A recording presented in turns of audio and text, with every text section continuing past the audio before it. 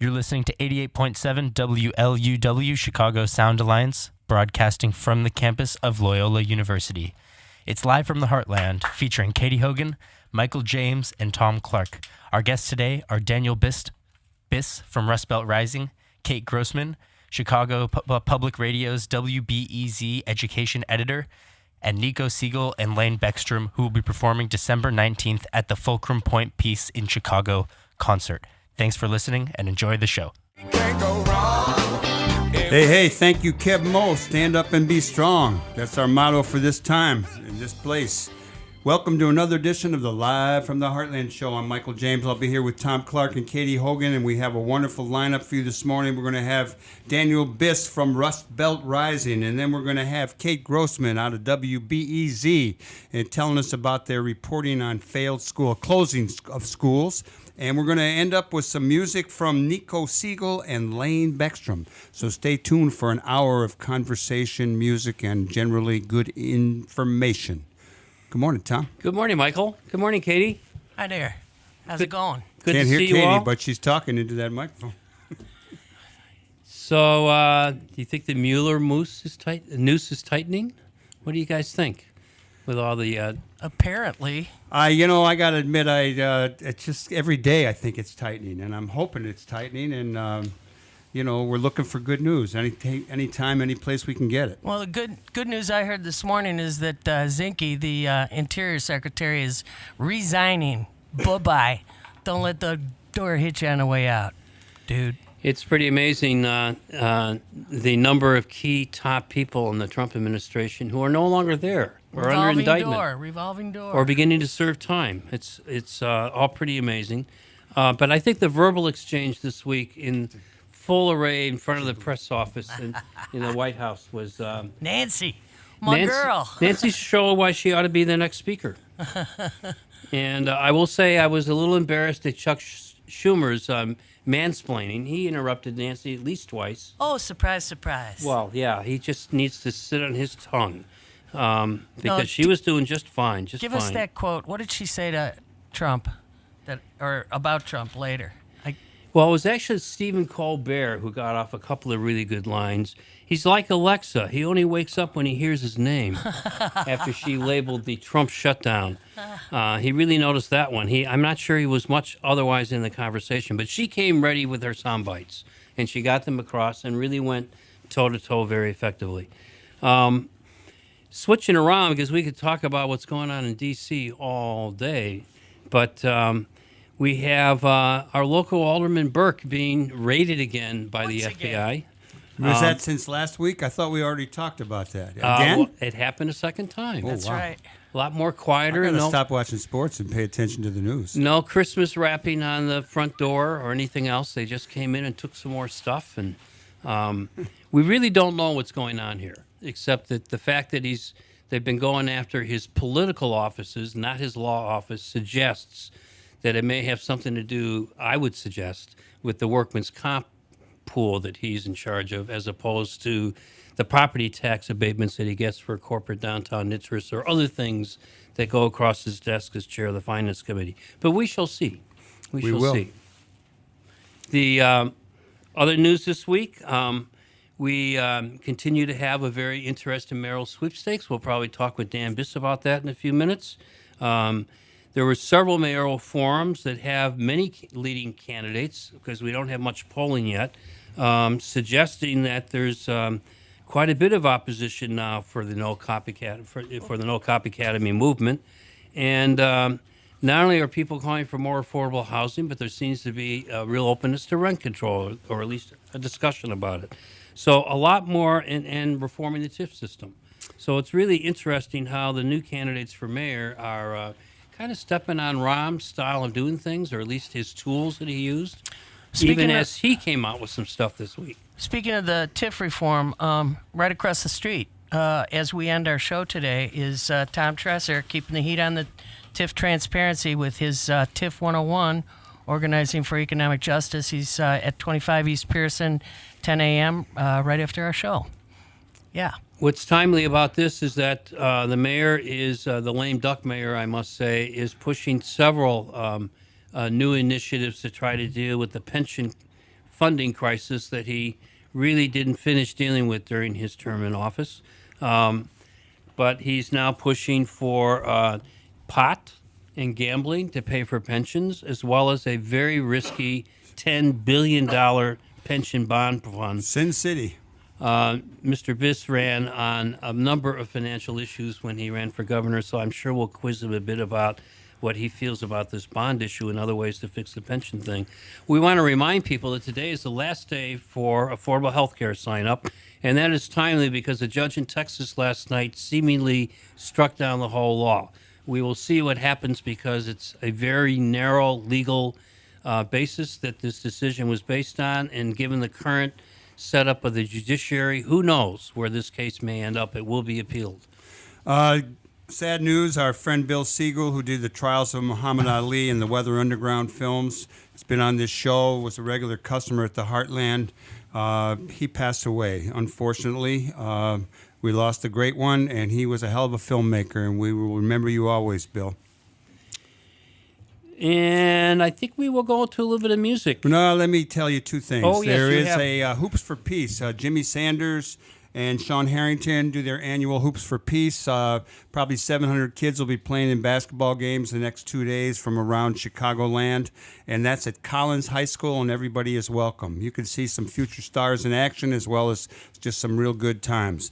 And also tonight up at the Red Line Tap next to the Heartland Cafe, Flats and Sharp is having their annual kids recital. It'll turn into a party of people who worked at, attended, and were part of the overall Heartland Cafe community. You're just listening before to- it's closing. You're listening to Live from the Heartland on WLUW 88.7 FM. Let's listen to a little Bohemian Rhapsody.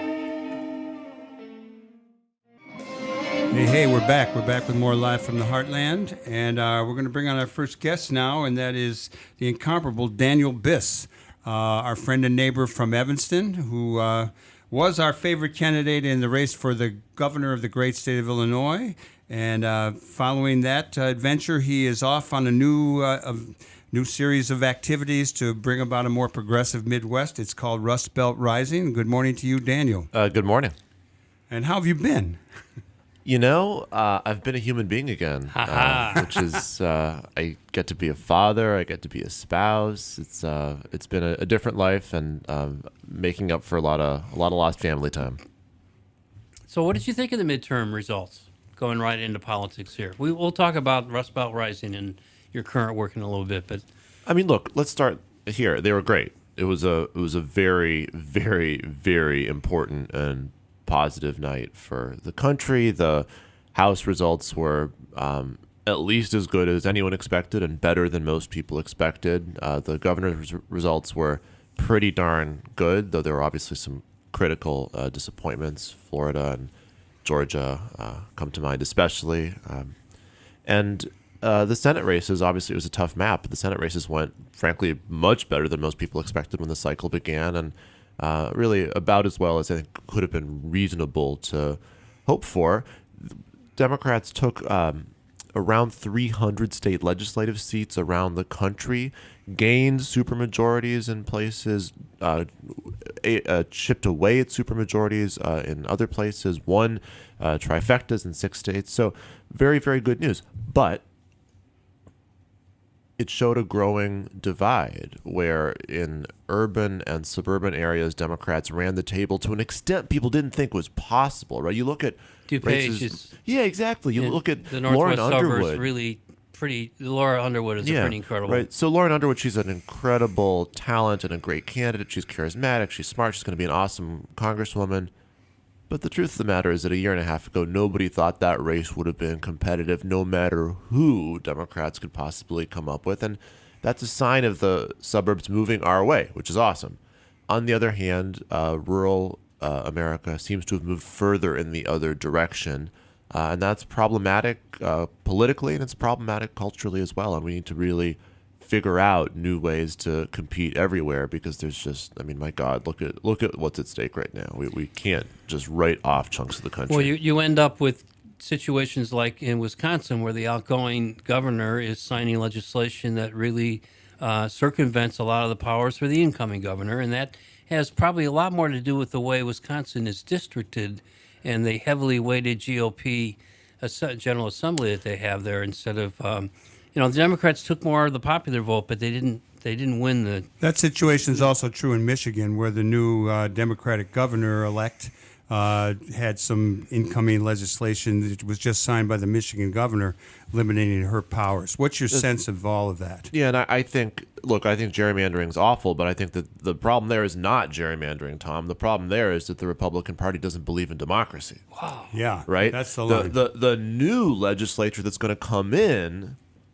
January, they're Republican, notwithstanding the preferences of the majority of people in Wisconsin because of gerrymandering. Right. But the legislature that's still around now, the lame duck legislature that's doing everything they can to take away power from duly elected Democrats, that's just contempt for democracy, and we've got to fight that tooth and nail. You know what I haven't seen yet. They always say that the Democrats will probably challenge this vote. What would that be like? What are our legal options on this?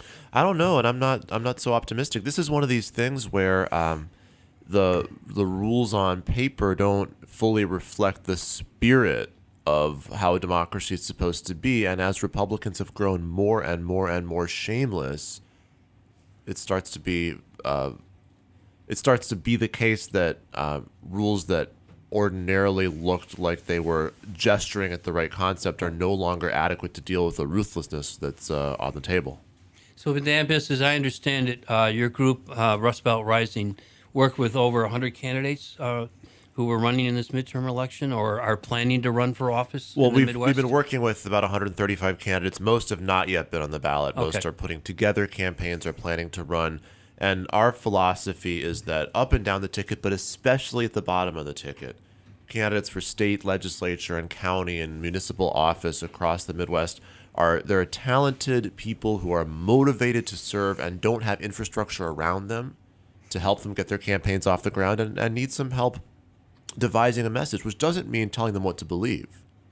It means helping them transform their beliefs into a coherent, simple message that will cut through the clutter and allow them, when they're knocking on doors across the Rust Belt, across the Great Lakes region, allow them to be simple and quick and persuasive. And, you see these places across the Midwest where Democrats have had a lot of backsliding because of a lack of candidates and training, not because of a lack of interest on the part of the electorate.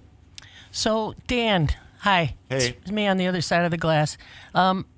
We saw how much it took to win those those nearby congressional districts. I mean, I was part of the effort to send canvassers out to both 6 and 14 for weeks and weeks and weeks. And it was an incredible volunteer effort just locally for those two races, incredible amount of people going to those districts in addition to whoever they had in their own volunteer base within the district. So does it mean, is it really that people in the rural areas are getting locked into their stuff, or is it that people aren't getting to the doors out there? Yes, it's really a spiral, right? So if you have a tradition of a strong party and effective candidates running for local and county office and people who are used to going door to door, that creates a volunteer culture, and that creates a system where someone who is idealistic and wants to serve and smart has a place to plug into and can get training and experience, and then when they want to one day run for state rep or even Congress, they're prepared. In places where the party has kind of walked away because they don't see an immediate short-term opportunity, that allows the kind of local activity to atrophy. And then once the local activity atrophies, let's say you're 45-year-old who woke up the day after Donald Trump got elected and wants to get involved, there's nothing to get involved with. And so part of what we want to do is create the infrastructure so that when these moments arise and people are inspired to serve, they don't have to create the whole thing for themselves. There's something meaningful and effective and organized to plug into. And are you working alongside of people like Wellstone and groups like that have been doing this work as well? Exactly. So we're not interested in competing, and we're not interested in reinventing the wheel. We're just recognizing there's some room, unfortunately, still on the table where this work hasn't been done enough. And so we have partners like Wellstone, National Democratic Training Committee, and many, many others. And ultimately, there's just so much that needs to get done. There's room for one more. Let 1,000 flowers bloom. Exactly. Daniel, I'd like to ask about, you were talking about getting people ready for the elections, and I'm wondering what your sense is of the Senate in 2020. You talked about a difficult road for the Democrats just in this recent election. What does it look like in 2020? You know, it's obviously dangerous to make too much of a assessment this far out. If you'd asked anybody this question 2 years ago about 2018, they would have just, gently put their head in their hands and started sobbing uncontrollably. And that, of course, isn't how the election results turned out. I would say the map in 2020 looks much better than the map in 2018, but not incredible. And so we're going to have a very solid year to actually win the Senate. And by the way, let's remember that moments where a progressive agenda actually has a chance to really take hold in Washington are rare, and they're early in Democratic presidencies when we have control of both houses of Congress. And so the difference between, on the one hand, holding the House and electing a Democratic president but having 49 senators, and on the other hand, holding the House, electing a Democratic president, and having 50 or more senators, that's a damn big difference. Those net 3 at least pickups in addition with winning the presidency. Any key states in the Rust Belt Rising turf that will be in play? There's going to be a lot, particularly actually on the House level, because the victory is on November 6th. There were some important victories, of course, in Michigan and Illinois, but the victories were really concentrated on the coast. And that means that in 2020, when there are, we're in a better starting position, so there's fewer pickup opportunities for Democrats. Those pickup opportunities will be concentrated, especially in the Midwest.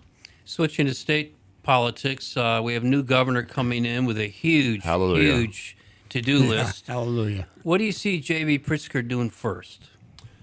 Well, what I'm hearing is that he's going to focus immediately on progressive income tax and legalization of the recreational use of cannabis. Those are both important things I believe strongly in. And in particular, we can't survive as a state without amending the Constitution to allow for progressive income tax. Right. So the thing I was happiest about JB's campaign was that he really tied himself to that. He said as a candidate, I will fail as governor unless we make this change.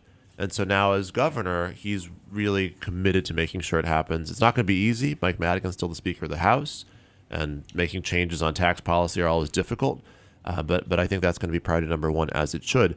Then there's a few other things that he talked about a lot during the campaign that we need to make sure we continue to push the legislature to make good on. For example, a $15 minimum wage. JB came out of the box in the primary campaigning for $15 an hour. That is unbelievably important. It's something that the legislature passed and Bruce Rauner vetoed, right? So if you think naively, if you're explaining to your 10-year-old kid at home, well, we've got a governor who's for it and the legislature already passed it, people would assume it would be kind of automatic. But of course, nothing's so simple in Springfield. And so that's going to be, I think, a very critical fight as well. I got one lightweight question that I want to get in before some heavier stuff. Do you have Rust Belt Rising T-shirts yet? Not yet. This is a scrappy startup, but obviously the T-shirt moments is going to be the critical moment when we know we've arrived. I'll wear that all over the country because I'm going to travel. Excellent. We probably can't afford your plane tickets is the only thing. Notwithstanding that 21 current candidates for mayor may not survive challenges or even sustain credible campaigns, let's assume it's 6 or 8. And at the moment, my sense is that the 4 leading candidates, notwithstanding their campaign war chests, are women of color at the moment, not knowing how Vallis, McCarthy, or Daley fit into the lineup at this point. How do you see this thing shaking out at this point? The next 2 weeks will be critical in terms of petition challenges and all that, but who do you see really emerging in what will probably be a runoff in May once everything is all said and done? Yeah, I don't know, obviously, what's, I learned a long time ago that predicting elections is a dangerous Well, we actually had Don Rose and Timuel Black on the show predicting a victory for Hillary Clinton a week before the election. Timuel wasn't even 100 then, though. So no, what did he know? That was his first century. What I would say is this.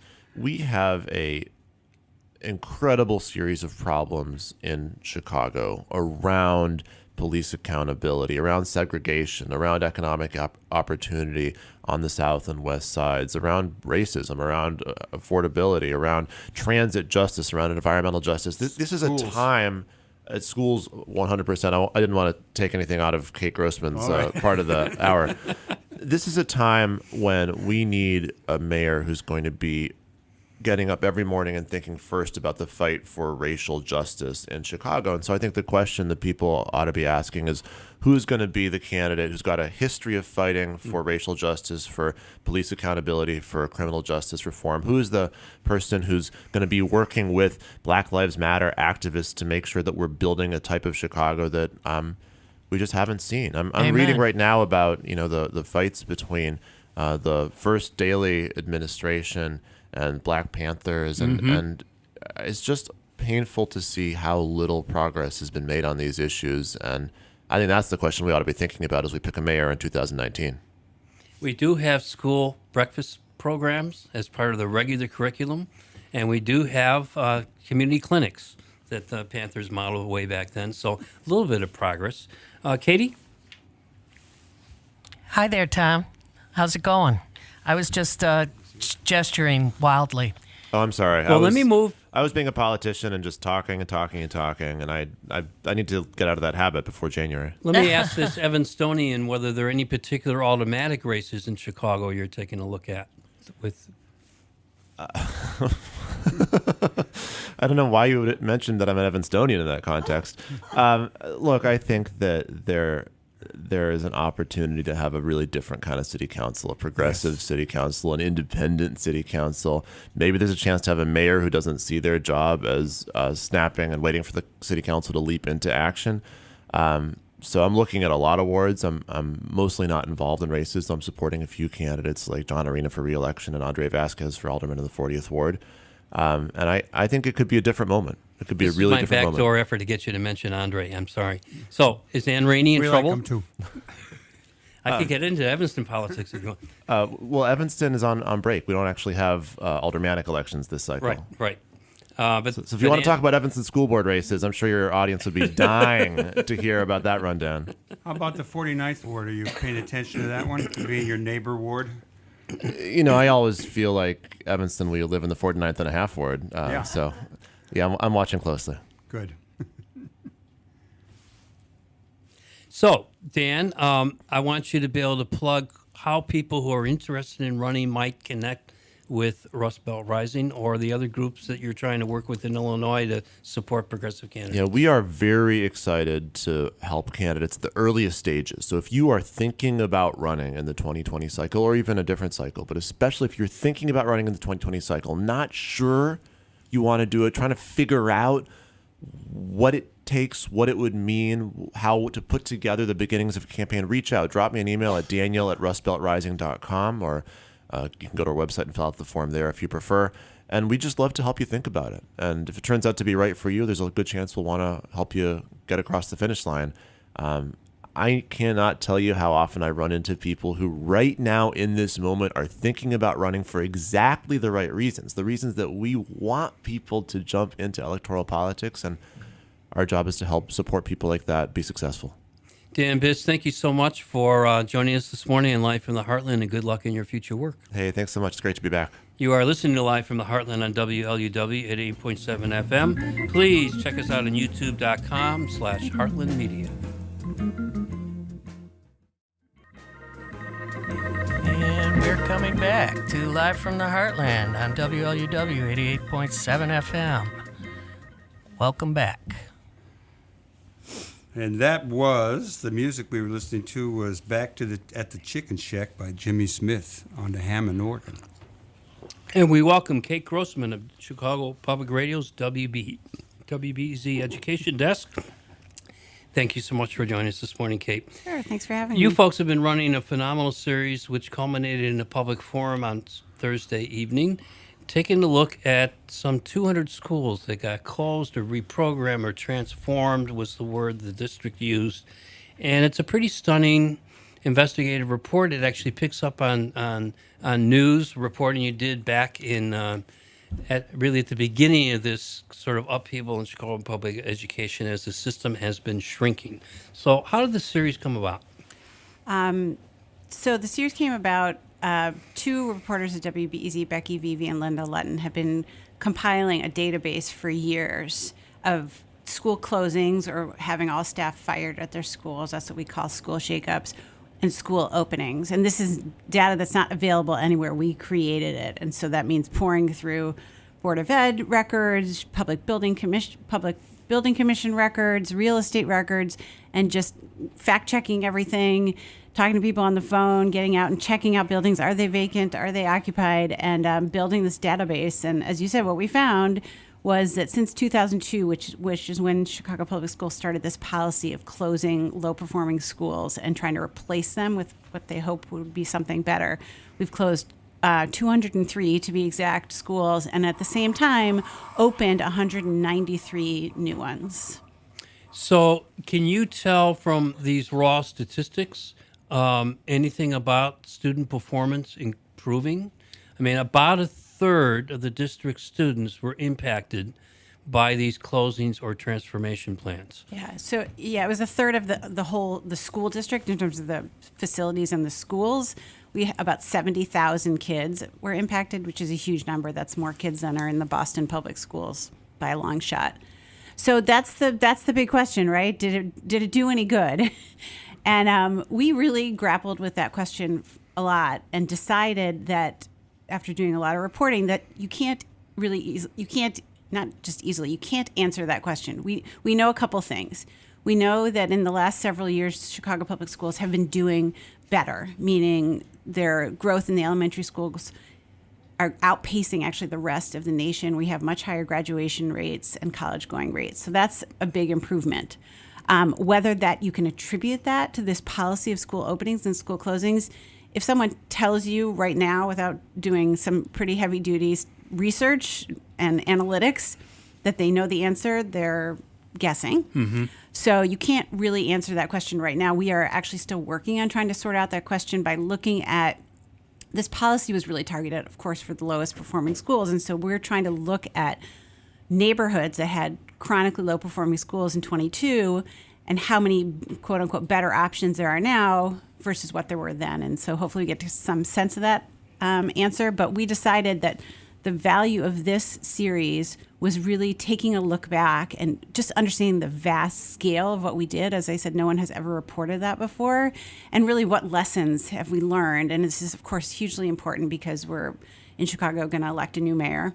And these problems of low-performing schools and most acutely under-enrolled schools is still huge. And so the next mayor is going to have to deal with this problem in whatever way. And so we wanted to understand what we called a generation of school closings, what the impact was. When I reviewed the materials for this wonderful series, and the website is incredibly rich, along with this database that you talked about at the beginning that's been created, I couldn't help but think that part of this reporting, and I know this was at the heart of a lot of Linda's reporting in particular, was talking to students and the impact. And this is always tough reporting because students, of course, are growing up and moving on and moving around, and their parents are moving around. But you have talked to a lot of students through this process. What are your impressions about what they feel they've been put through? Well, so what Linda focused on was, as I mentioned, there were 70,000 kids impacted, and almost 90% of those kids are Black. That's a pretty wildly disproportionate number. And that's where this policy was targeted, primarily for Black neighborhoods with low-performing or under-enrolled schools. And Linda did a fabulous piece where she went out and talked to as many kids as she could about this. And, some of their stories are just heartbreaking, really. I mean, she was at a school called Legal Prep, which is a charter school. And she went into a classroom, just a regular classroom, and asked kids to raise their hands if they had been, these are high schoolers, if they'd been impacted by a school closing. And it was more than 40% of the kids all raised their hand. And she has this wonderful sort of waterfall of quotes from the kids in the story. I went to Paderewski School and it closed. I went to this school and it closed, just listing on and off. This is really part of what's become, as one of our sources in the story said, the fabric of Blackness in Chicago to live through a school closing. I'm wondering if everyone understands, and I didn't hear the whole show by any means, but this is the legacy of Richard J. Daley and racism in Chicago. Basically, it goes back to Willis wagons and giving up, basically abandoning the Chicago public schools, which is what he did back in the 50s and 60s because everybody he knew sent their kids to Catholic schools. I felt that's what I was watching as neighborhoods tumbled and the school system was abdicated. Does anyone have a sense of history around that, like that, or are just people too concerned with looking at what's right in front of us? Well, I think there definitely is that sense of history. As you guys know, there's this long history of deep segregation in Chicago, and that certainly is a primary factor in what's happened to these schools and disinvestment in certain neighborhoods in Chicago. I would say if Richard M. Daley were listening to this show, the son of Jay, he would say, no, you got it all wrong. What they did, what they set out to do in 2002 when they started this policy is they said enough tinkering along the edges, enough trying little things. No, these schools are in such bad shape. It's a moral imperative to shut them down and create something better for kids. I mean, they would argue, and it's debatable, obviously, what impact it had, but they would argue they were doing something to dramatically improve the life outcomes for kids. So there's a parallel here in my mind, which is those high rises are so terrible, we're just going to take them all down. And the parallel I see connects these two. Did anyone do planning around the transformation of CHA, which emptied out whole neighborhoods with the schools that were in those neighborhoods that became under-enrolled? And of course, were some of the earliest ones shut down. I have not seen any reporting that makes that, to my mind, fairly simple connection between the tear down of CHA high rises and the under-enrollment of schools on particularly the south side. Right. Well, there's no question that's a huge factor in the under-enrollment problem. And one of the stories in our series, which is really just a beautiful story, and I urge everyone to listen, is by Adriana Cardona Magigad. And what she did was she looked at one school at 8 West Route, which is in the shadow of where the Robert Taylor homes were on the State Street corridor on the south side. And she looked at what has happened to that building over the last 20 years. And it was called Hartigan School. And all the kids who went there were from the Taylor homes. And she interviewed the kids, who are, of course, now adults, and one of their teachers about the experience. But in particular, they talk about the Taylor homes, that one of their teacher talks about how the kids were in class and there were wrecking balls behind them. They could see through the window knocking down their homes, and how traumatizing that was. So there's no question there's a connection here. I was covering the CHA during those years for the Sun-Times, and there was a lot of talk about trying to rebuild communities and, lots of good intentions. I would say they had maybe a few successes here or there, but this happened really fast. The Fed said that CHA had to tear down its public housing because it was in such bad shape. And of course, you lose thousands and thousands of kids, and you're going to end up with a massive under-enrollment problem. Or they're going to, they didn't all leave Chicago, of course. They moved to different parts of the city. But all those schools along the State Street corridor are massively under-enrolled. Kate Grossman, in the 49th Ward, we put on the ballot, Network 49 got on the ballot a referendum or an opportunity for people to say no more charter school expansion. And I know that Noble tried to come in again, and that got blocked, and we finally won it on the ballot as a recommendation, I guess. But your prediction on charter school expansion in the city? My prediction is there probably won't be a lot more charter expansion. What we've seen, well, first of all, this series... Good, not a problem.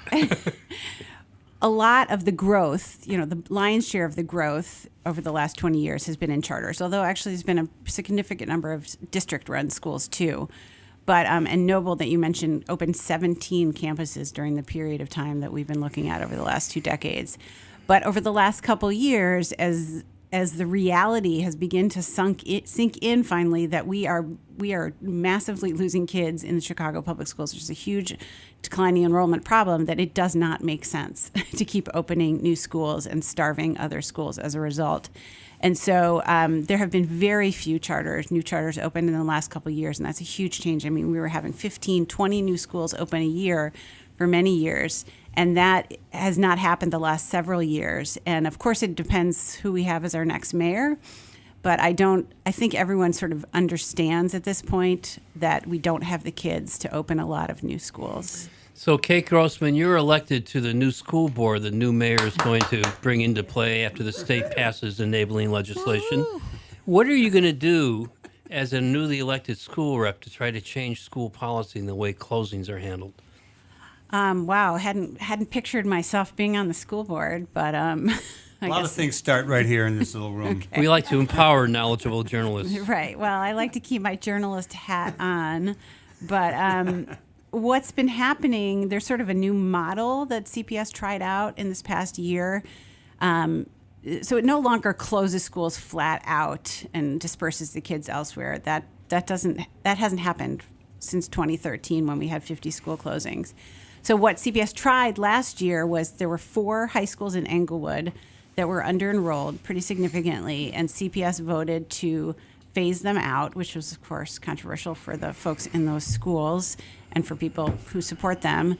And they're building a replacement. It's under construction now, or one single high school in Englewood that will, take the kids that would have gone to those 4 high schools. And so the idea is, it's not codified anywhere, but what we see is this sort of, okay, there's this terrible thing we're going to have to do, but we're going to sweeten the pot.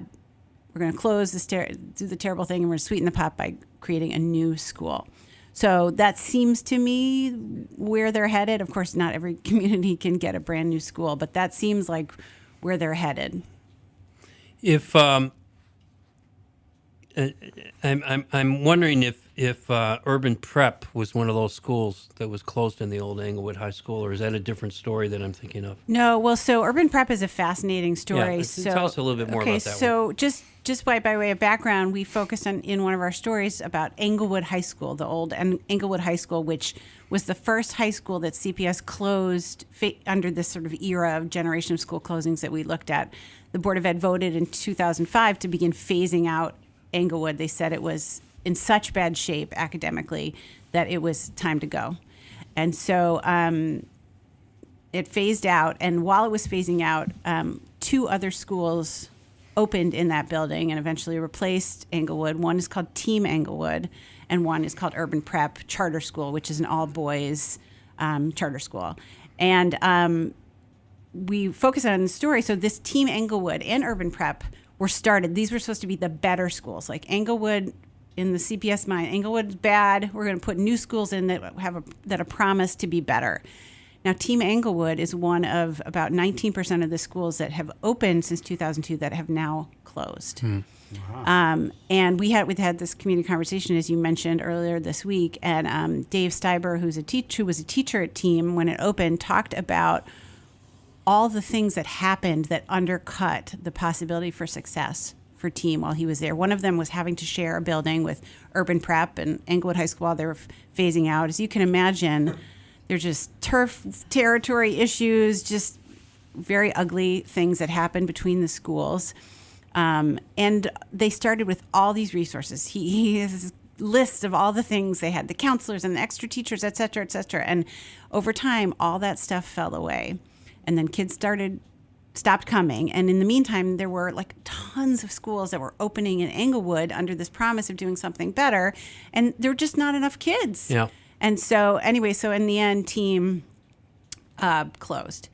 And Urban Prep is now in that building. And Urban Prep has 3 campuses, but the Board of Ed just voted a week or 2 ago to shut down not that campus, but the west side campus of Urban Prep. Again, one of these new schools that opened with a promise to be better. CPS now says it's not good enough. We're going to shut you down. Wow. So in the few moments we have left, Kate, I'm curious what the transition from print to radio has been like for you. You run a team of audio specialists who have to collect sound rather than words, except, of course, you're collecting words, too. Right. What's that been like? That's funny because I was just actually thinking about that this week because this huge series which had every piece of journalism you can do in it. We had, audio stories, amazing audio stories. We had a really rich website. We have amazing graphics. Please check out our website because the graphics are fantastic and amazing photography.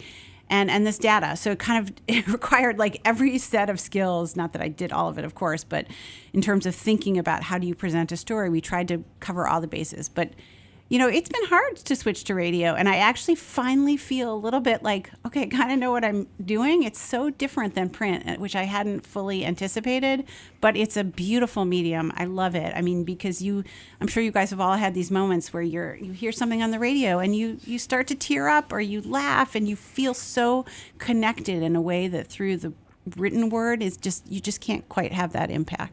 Wonderful. We're hoping to tear up a lot of listeners out there today. And you really need to listen and watch and look at the website. It's a phenomenal series and great use of all the tools of journalism, as you just said. Thank you, Kate Grossman from WBZ, for joining us this morning. And very, very important journalistic effort. Good luck on all the awards you'll get. Thank you very much. You're listening to Live from the Heartland on WLUW 88.7 FM. Now, a little bit of music, as we hope you all like us on Facebook. Hey, we're coming back. This is Live from the Heartland on WLUW 88.7. I'm Mike James. I'm here with Thom Clark and Katy Hogan, and we now have Nico Siegel and Lane Beckstrom coming on, and they're from a group, a project called Fulcrum Point New Music Project, and that tune we were listening to was Jubilee by the Juju Exchange. Good morning, gentlemen. Good morning. Thanks for having us. It's nice to get you guys up so early. Hey. What time did you go to bed? Hey, we're on musician time, man. We're still half asleep, so. So tell us a little bit about the, Fulcrum Point New Music Project, as well as how you guys are saving jazz. Well, I wouldn't go that far, but a teacher of mine from high school named Stephen Burns runs the Fulcrum Point New Music. What high school? From Whitney Young. But he actually taught at Merritt School of Music, which is where we both went to music school. And he was an amazing trumpet player and orchestrator and conductor. And he commissioned us to write some music for him and his orchestra and the Chicago Children's Choir. So we're very excited. Yeah. Love Merritt music. Oh, yeah. It's a great Marvelous. Oh, yeah. And you have your group is actually called Juju Exchange. Yeah, that's right. Tell us a little bit about it and how it came to be and what you do. Well, going back to Merritt School of Music, all of us went to school there, and we met a lot of our peers there, and that's a lot of where we first played music together. And eventually, as we grew older, got to finishing high school, Julian Reed, who's our piano player, reached out to Nico again and wanted to talk about finishing some music that they had started a while ago when they were younger. And Nico said that was a great idea. And so they started working on that music.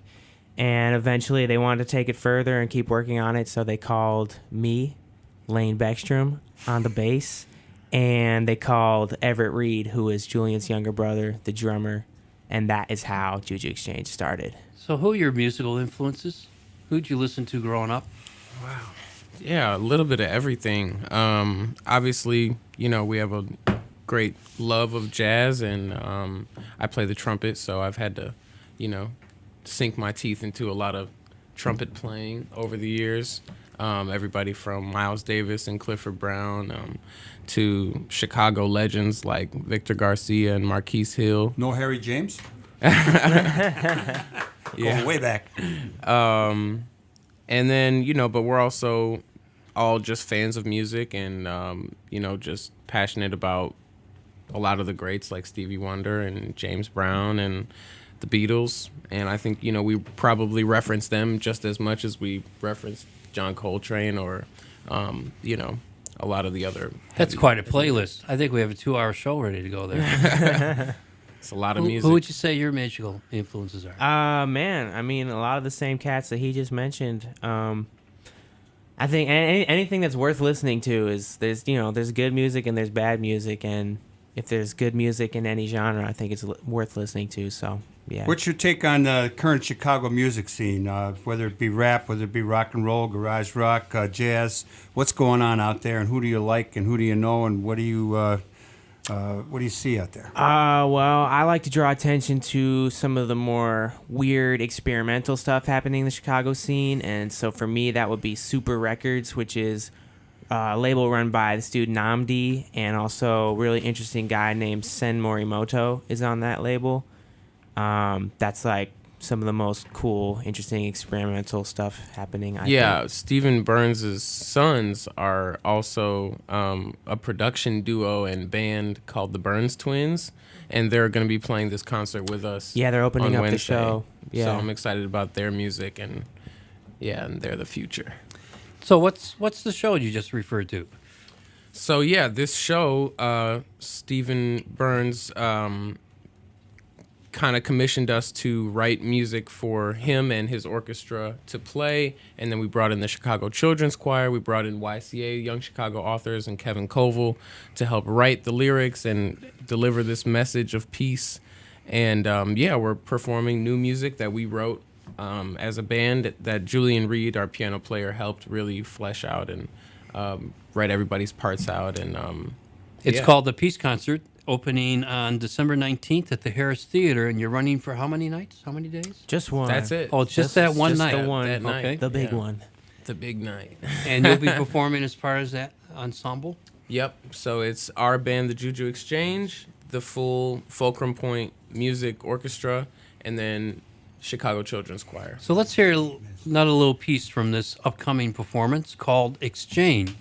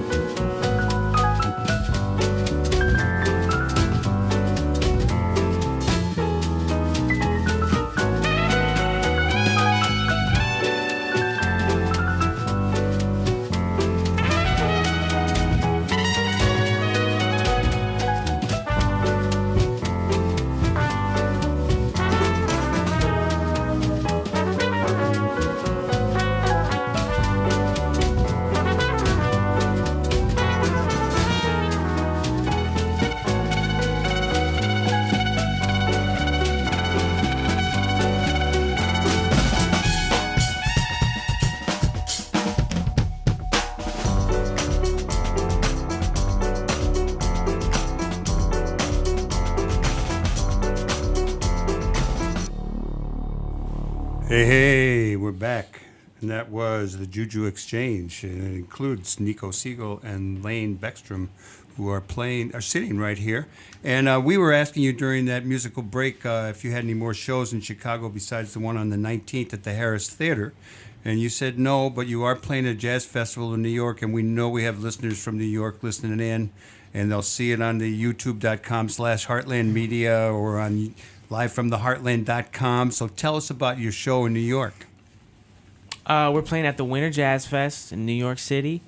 We're actually playing two shows. One of our shows is going to be, we're performing a track off of a compilation CD that we did for Impulse Records, which is a compilation of a bunch of different modern jazz artists doing one track each from Sgt. Pepper's by the Beatles, doing like jazz interpretations. And when we're is doing a show this? for that, and then we're playing our own headlining show at one of the venues because there's multiple venues.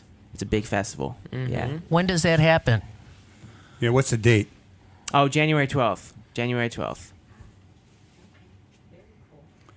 Well, what else about music you want to share with us in these final moments? About your own experience, who you're looking at, what I you want to want ask to see about the name, Juju Exchange. Where'd that come from? We like to talk about not just jazz music, but instrumental music and improvised music as a way of, connecting people and connecting both the people that are performing the music and as well as the people listening and receiving the music. So we like to think of an exchange happening of this vibe, of this juju. I guess that's pretty much where it comes from. Lynn has a question. All right. So my question to you is, since you were experimental jazz or jazz fusion, or where do you get your play these days? The Airplane. internet. Yeah. that Yeah. famous device and platform called the interweb, internet, whatever. Yes, the Which we're all mysterious trying to learn how to use better. network. Yep. Because we have to go around the other corporate platforms that deny access That's to right. alternative That's right. stuff. How do we listen to you? We're on Spotify, we're on Apple Music, and anywhere you can stream music on the internet. We also have vinyl available. Yeah. So is your music helping you pay the rent yet? Definitely. Oh, good. That's good to hear. That's Being a actually dad of a excellent couple news. musicians. Right. It's a process. It It's definitely definitely is a a process. process. So people can find you on the web where? Also, On all our socials at the Juju Exchange, and all our individual ones as well. And I think we're going to go out with another piece from this performance coming up from the Juju Exchange, who will be performing on December 19th at the Harris Theater with a really big group, the Fulcrum Points Peace Concert. And this piece is Morning of. Morning Of. Hit it. Hit it.